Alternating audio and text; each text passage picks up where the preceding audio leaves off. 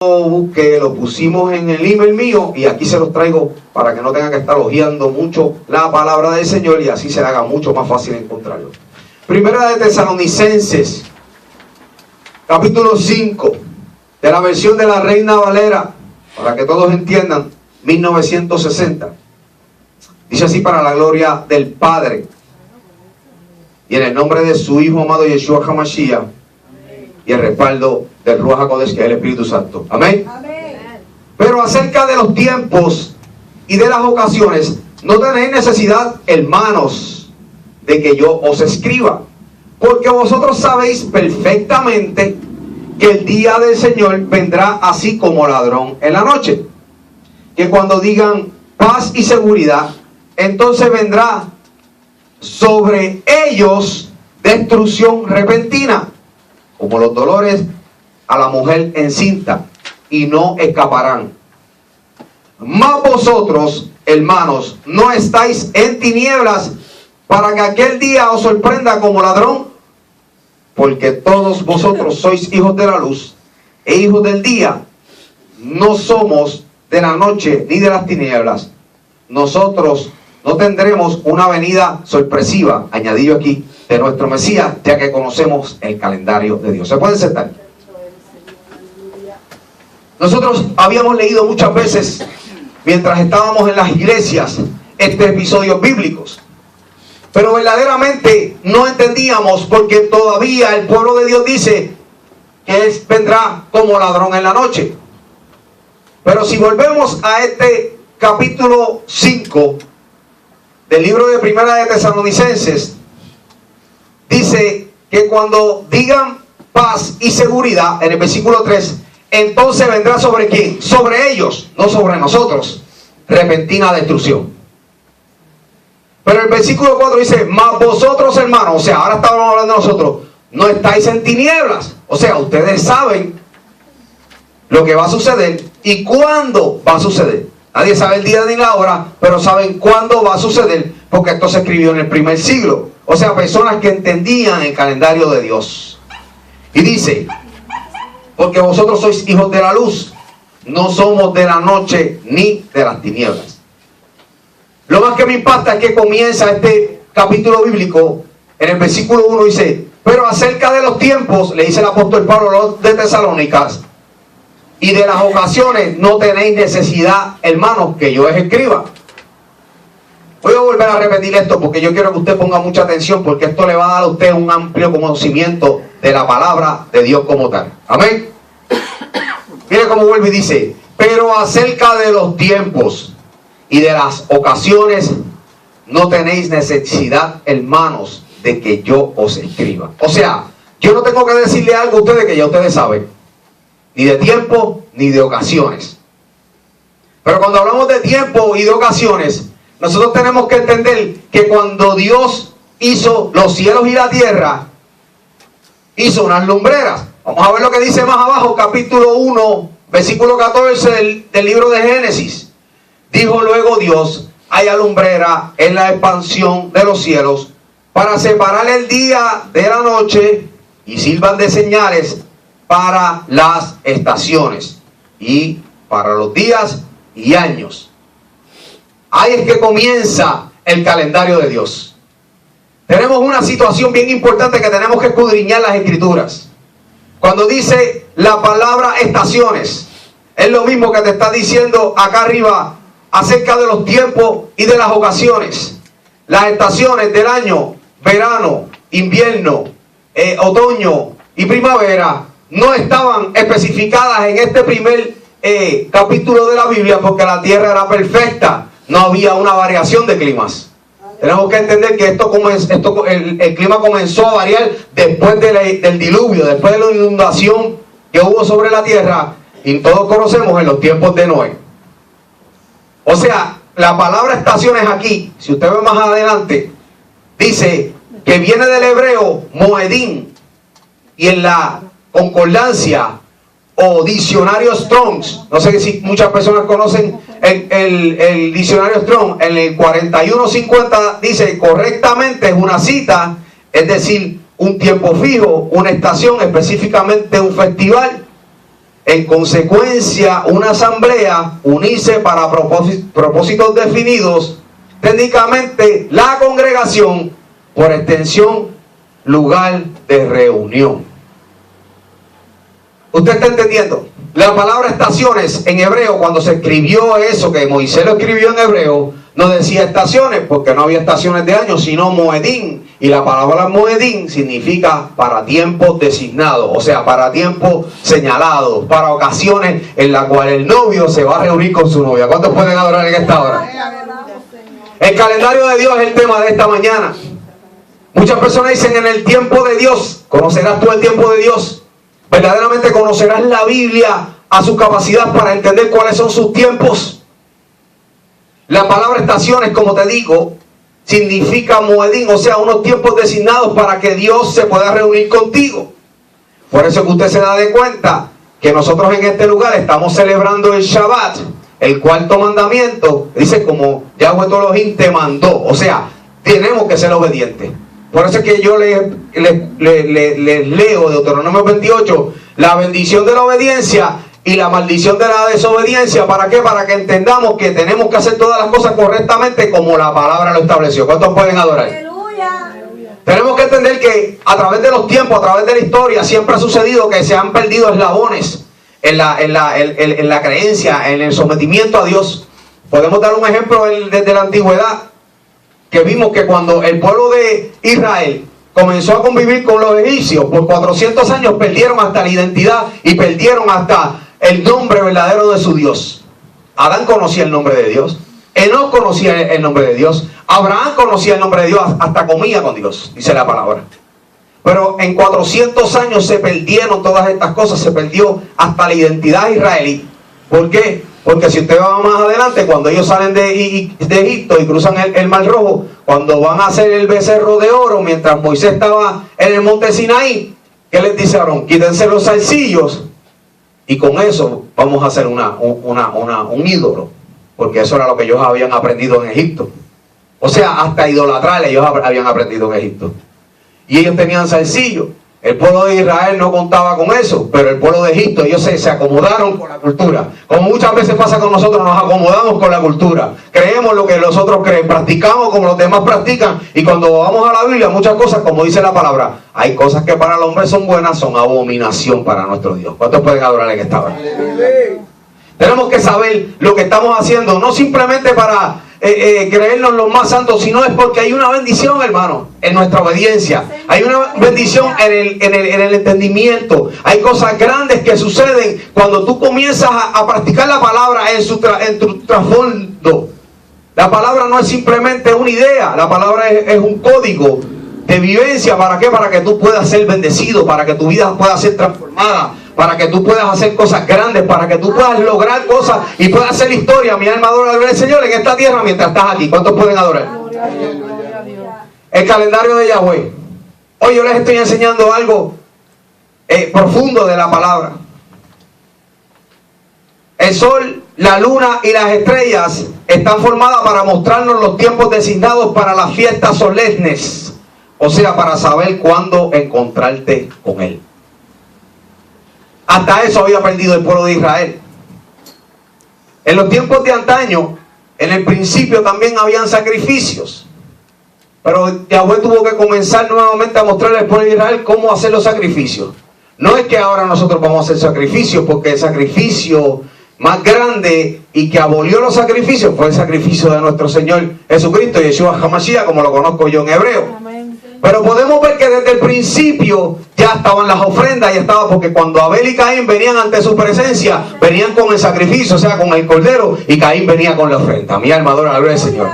Desde el principio de la palabra estamos viendo lo que nosotros estamos practicando ahora en estos tiempos finales. Se practicó desde el principio, pero muchas veces estamos perdiendo eslabones de la misma palabra, y por eso es que muchas veces nos preguntamos: ¿por qué me pasa esto? ¿Por qué mis hijos no le sirven a Dios? ¿Por qué la familia está en esta condición? ¿Por qué yo estoy pasando por esto? Cuando verdaderamente yo estoy siguiendo las cosas como la Biblia o como Dios manda. Verdaderamente estaremos siguiéndolo como es. Porque Él me dice a mí que si yo lo obedezco en el Deuteronomio 28, estas bendiciones vendrán sobre mí, o sea, que me van a seguir. Y me impacta porque más adelante dice que las naciones sabrán que el nombre de Yahweh, o sea, el nombre de Dios será invocado sobre ti. No es que tú lo vas a invocar, sino que Dios invocará ese hijo mío. Sí, señor, por la obediencia. Nosotros que somos padres nos orgullecemos de nuestros hijos. También nosotros tenemos que procurar enorgullecer de nuestro Padre Celestial, como entendiéndolo, conociéndolo verdaderamente, no por las tradiciones de los hombres, como decía Yeshua HaMashiach.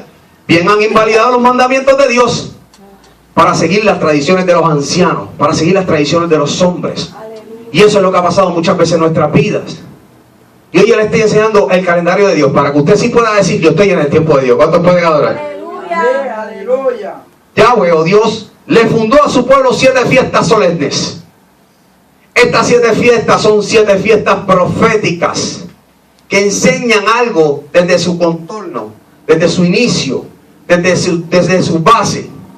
Por ejemplo, les voy a mencionar las primeras fiestas, que son las fiestas de la primavera. La fiesta de Pesaj, o sea, lo que usted conoce como Pascua. Cuando ellos cogían el cordero, lo mataban, verificaban que no tuviera una mancha, que no fuera ¿cómo se dice? Que no tuviera una tacha, que no tuviese defecto, y cogían y lo sacrificaban y se lo comían. ¿Qué tipificaba esto? Nuestro cordero, hermanos. Comenzó Yahweh nuevamente a enseñarle al pueblo cómo era que se adoraba a él. Voy a enviar un cordero para que ustedes lo inmolen, para que ustedes lo maten, para que esa sangre los redima. Pero desde el principio le está enseñando cómo va a ser. ¿Por qué? ¿Cómo le enseñó a mi hijo? Le explicaba, es como el cuento de la Caperucita Roja. Mi madre me lo enseñó a mí, yo te lo enseñé a ti, tú se lo enseñas a tus hijos, y la Caperucita Roja se convierte en eterna de generación en generación. Usted ve el ejemplo, porque es que Dios, ¿cuántos saben que Dios es más inteligente que nosotros? Aleluya. Te adoramos, Señor. O el cuento de los 3 cerditos. Amén. ¿Verdad? Que todos lo sabemos. ¿Por qué? Porque nos lo fueron contando de generación en generación. Y así de esta misma manera, pues Dios fue dándole estas fiestas a su pueblo. ¿Para qué? Para que por generación y en generación usted entienda que estas fiestas son proféticas. O sea, había una profecía en la fiesta de Pesaj, como se llama en hebreo. La fiesta de Pascua, Passover, como usted la conoce a través del catolicismo. Y era que Dios iba a mandar un cordero que iba a ser inmolado y iba a ser perfecto. No tenía una mancha, no tenía tacha, no tenía arruga. O sea, era algo perfecto, sin ninguna clase de fallo. La segunda es pan sin levaduras. Es casualidad que cuando Jesucristo muere en la fiesta de Pesaj. En la fiesta de pan sin levadura, cae en el sepulcro. O sea, que en el momento que ellos reconocen que la levadura tipifica pecado, ellos sacan la levadura de sus casas. O sea, entendiendo que cuando murió el cordero, cuando el cordero muere, entendiendo que se va a llevar toda levadura, o sea, todo pecado, al sepulcro, ¿verdad que lo sabemos así? Y entonces resucita en los primeros frutos. La fiesta de los primeros frutos, es que resucita. Y después viene el famoso y preciado día de Shavuot, como usted lo conoce a través de las palabras griegas, Pentecostés. Porque en Shavuot, en la fiesta de Shavuot, es cuando baja Moisés del Sinaí. ¿A qué? A entregar las instrucciones. Esa fue la fiesta de Shavuot. Pero muchos años más tarde, usted y yo conocemos que en el primer siglo de esta era común, el día de Shavuot es cuando se cumple la promesa que dice el profeta Joel, que caerá sobre toda carne mi espíritu, derramaré sobre toda carne mi espíritu, y cosas grandes van a suceder. Los ancianos soñarán sueños, profetizarán nuestros jóvenes, ¿verdad? Que estaba profetizado. ¿Qué sucede? Y más adelante vemos por qué viene el Ruach HaKodesh sobre nosotros. Escribiré mis leyes en sus mentes y las pondré en su corazón. ¿Cuántos pueden adorar? Aleluya. Están dándose cuenta que estas 4 fiestas proféticas traen algo de que va a suceder más adelante. Por eso es bien importante que nosotros sepamos lo que nosotros estamos practicando, lo que nosotros verdaderamente estamos haciendo, si le agrada a Dios o no le agrada a Dios, si son las instrucciones que Él nos dio o estamos siguiendo las instrucciones de los hombres. Déjame decirte una cosa, ustedes me conocen y muchas personas que están viendo esta grabación a través de la internet también me conocen. Y saben que desde que yo estoy profundizando en la palabra, mi vida viene de gloria en gloria y de poder en poder. Porque la vida de mi familia va de gloria en gloria y de poder en poder. Porque Él dijo, sacrificios no quiero, yo lo que quiero es obediencia. ¿Cuántos pueden adorar en esta hora? Gloria a Jesús. Cuando nosotros obedecemos, nosotros somos bendecidos.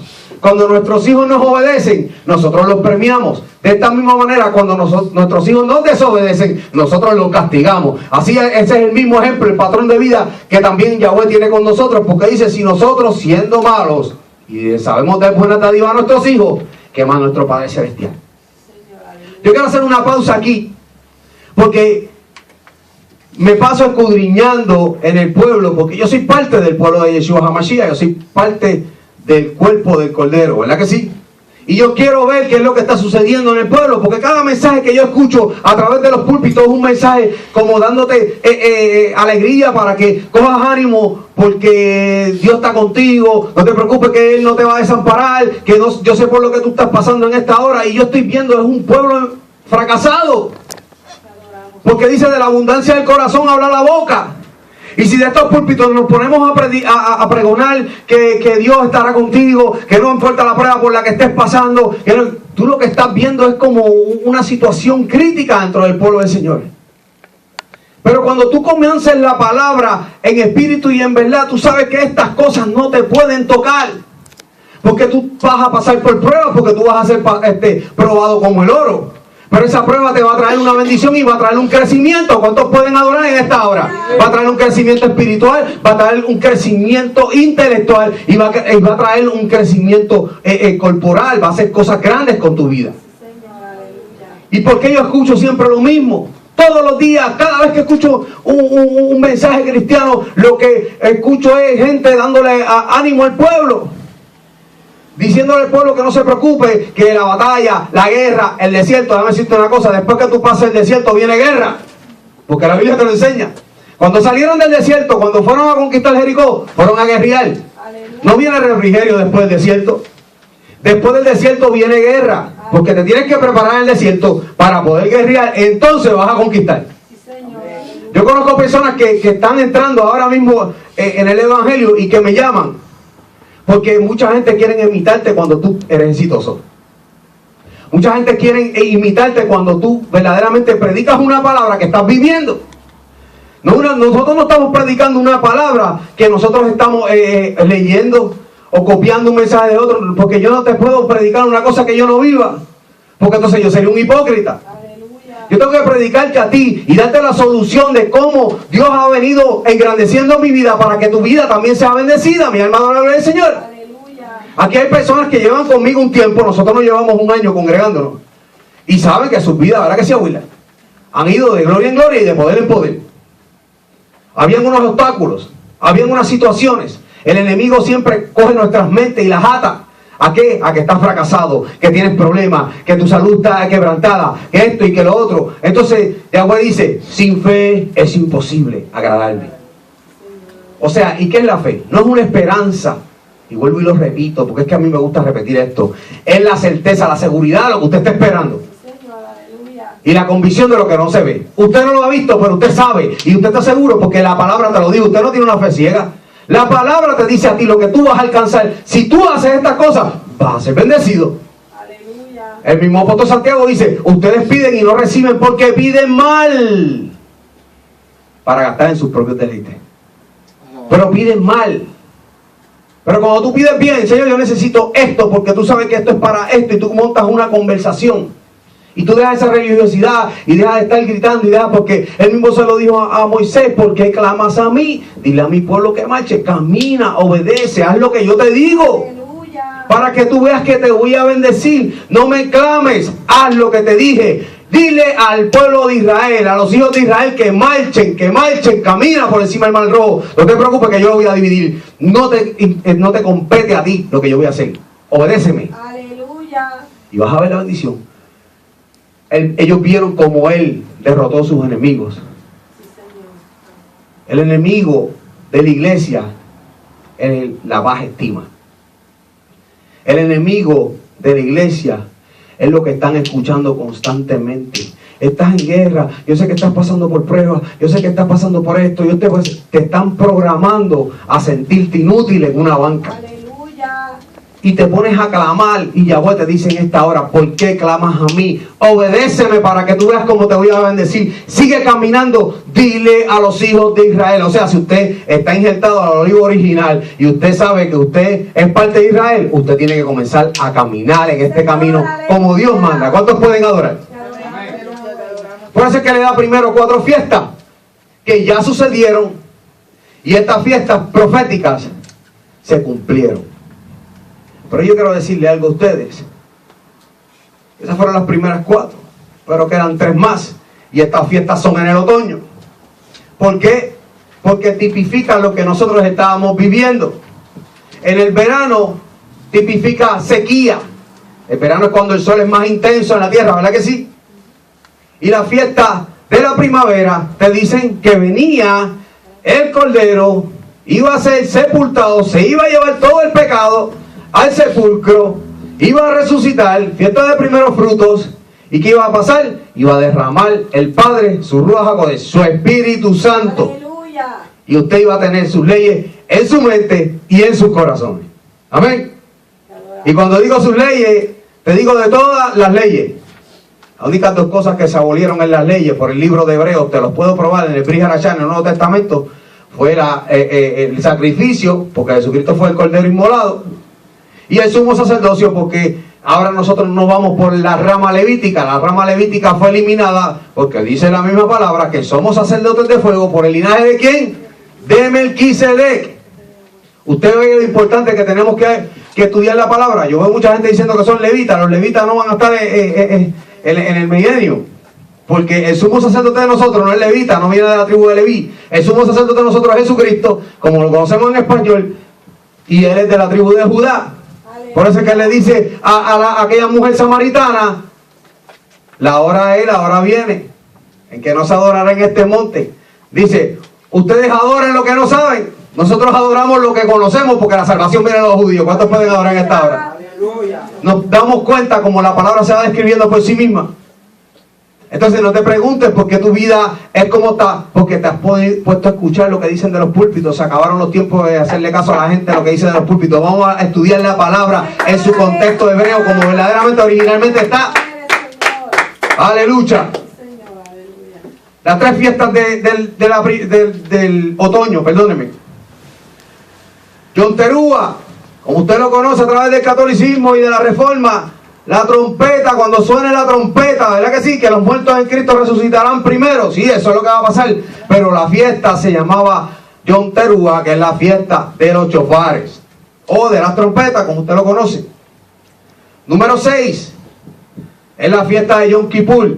Eso no es mucha fiesta que digamos, pero es un tiempo designado, porque los que conocemos esto tenemos que ayunar 24 horas. ¿Por qué? Porque esa es la aflicción de este mundo cuando sepan que el Mesías vino y que la mayoría de las personas por el engaño se quedaron. Aleluya. ¿Cómo se van a sentir? Por eso el que sabe de esta fiesta y la celebra, ese día, el día de Yom Kippur, que es la fiesta de la aflicción, se llama, que es la aflicción de la tierra, cuando sepan que verdaderamente todo lo que quizás le habían enseñado de una manera u otra era errónea, y se quedaron, o no se convirtieron al Señor Jesucristo, como dice la palabra, y no creyeron en Él, pues verdaderamente se van a estar afligidos, porque vieron que los muertos en Cristo resucitaron primero y van a estar, ¿verdad? ¿En dónde? En Sukkot, en la fiesta del milenio, cuando Jesucristo estará reinando por 1000 años. ¿Cuántos pueden adorar? ¿Cuántos saben eso? Mi alma adora. Un aplauso al Padre, porque nos está dando la revelación de su palabra. O sea, en el milenio, los 1000 años que va a reinar Jesucristo en la tierra, antes de que venga el juicio final.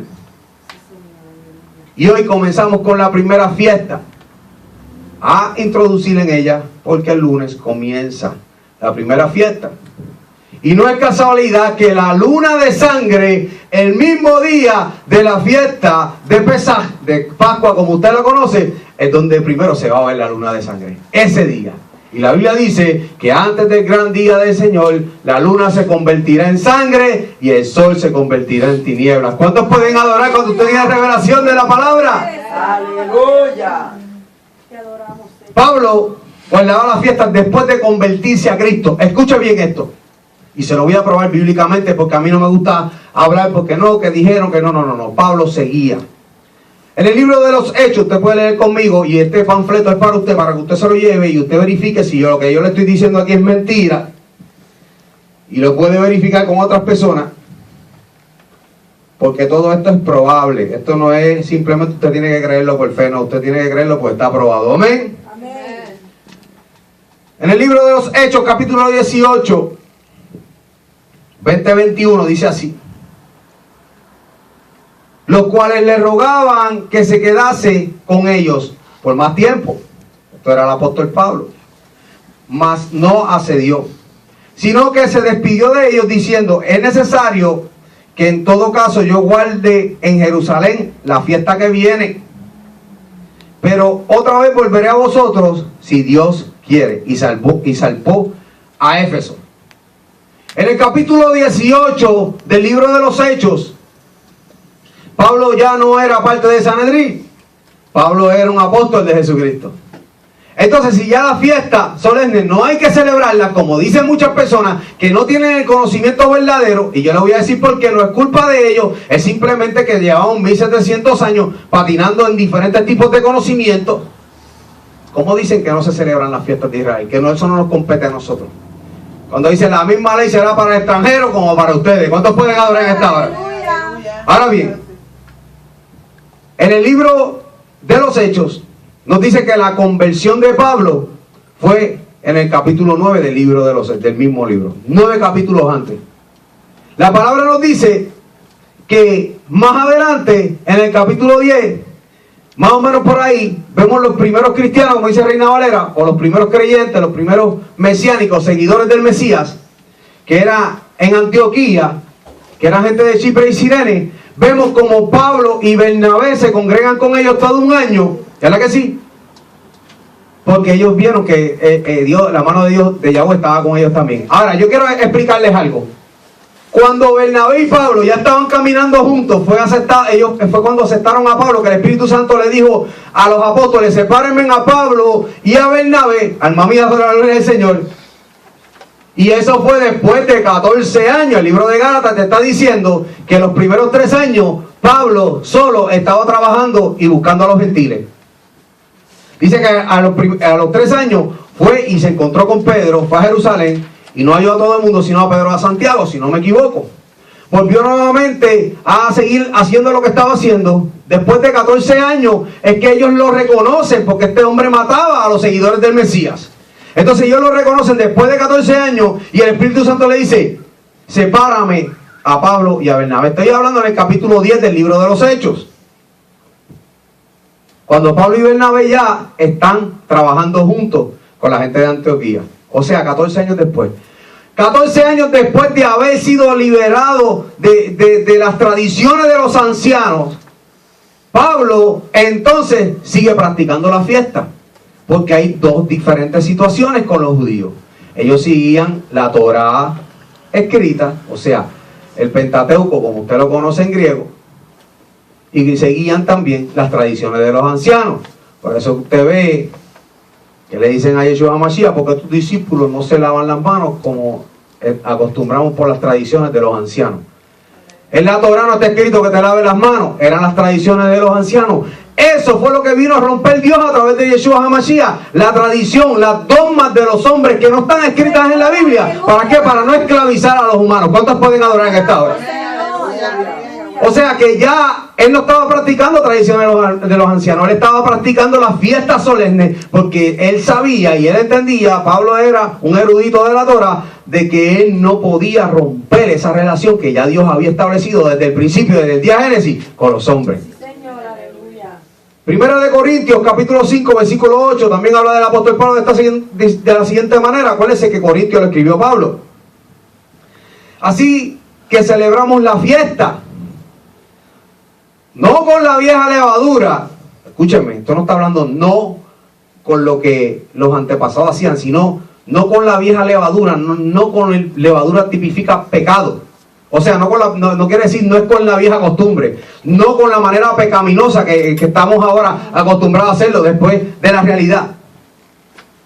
Y sigo leyendo: ni con la levadura de malicia y de maldad, sino con panes sin levadura, o sea, completamente purificados, de sinceridad y de verdad. O sea, que seguimos celebrando la fiesta. La fiesta de Pesaj comienza en su origen. El Padre nuevamente comienza a enseñarle al pueblo en el capítulo 12 del libro de los Éxodos. Mire cómo comienza. Habló Jehová a Moisés y a Aarón en la tierra de Egipto, diciendo: este mes os será principio de los meses. Número 1, te va enseñando su calendario. Este mes será principio de los meses. Y el mes que ellos están hablando, el mes de Aviv, se llama en hebreo Aviv, que significa primavera. Nosotros en el calendario gregoriano o pagano, como tú y yo conocemos, es el mes de abril. Para vosotros será este el primero de los meses del año. O sea, aquí comienza el año bíblico, no el año hebreo, el año bíblico. Hablad a toda la congregación de Israel diciendo: en el 10 de este mes, tómese cada uno un cordero según las familias de los padres, un cordero por familia. Mas si la familia fuere tan pequeña que no baste para comer el cordero, entonces él y su vecino inmediato a su casa tomarán uno según el número de las personas. Conforme al comer de cada hombre haréis la cuenta sobre el cordero. El animal, esto es el versículo clave, será sin defecto. Macho de un año, lo tomaréis de las ovejas o de las cabras y lo guardaréis hasta el día 14 de este mes. Qué casualidad, ¿verdad? Que el día 14 comienza el Pesaj, cuando se va a estar la luna sangrante. Y lo inmolará toda la congregación del pueblo de Israel entre las 2 tardes. ¿Cuándo murió Jesucristo, Yeshua Mesías? Entre las 2 tardes. Usted ve que todo lo que está escrito en el Antiguo Testamento fue la codificación revelada en el Nuevo Testamento. Se está dando cuenta como la palabra misma se describe, es el mismo, es el diccionario de la interpretación. Y dice: y tomarán la sangre y la pondrán en los 2 postes y en el dintel de las casas en que lo hayan de comer. Y aquella noche comerán la carne asada al fuego y panes sin levadura con hierbas amargas lo comerán. Ninguna cosa comeréis de él cruda ni cocida en agua, sino asada al fuego, su cabeza con sus pies y sus entrañas. Ninguna cosa dejaréis hasta la mañana, lo que quedare hasta la mañana lo quemaréis en el fuego. Ya de tener miedo. Ahora podemos entender el calendario de nuestro Dios. Número 1, sabemos que en el capítulo 12 del libro de los Éxodos nos dice: este será el mes, principio de año. O sea, la apertura de año en la primavera. Mire si Dios es tan perfecto que le pone a usted esta bendición, que usted ve que cuando Él dice comienza el año, ahí es que comienzan a florecer las plantas, comienzan, ¿verdad?, los árboles a llenarse de ¿verdad?, un esplendor precioso en la naturaleza, en el principio de año bíblico. Pero nosotros no tenemos la culpa de no haber reconocido todas estas cosas. ¿Por qué? Porque nosotros somos gente que hemos sido colonizadas. En el 1492 llegaron los españoles a este lugar.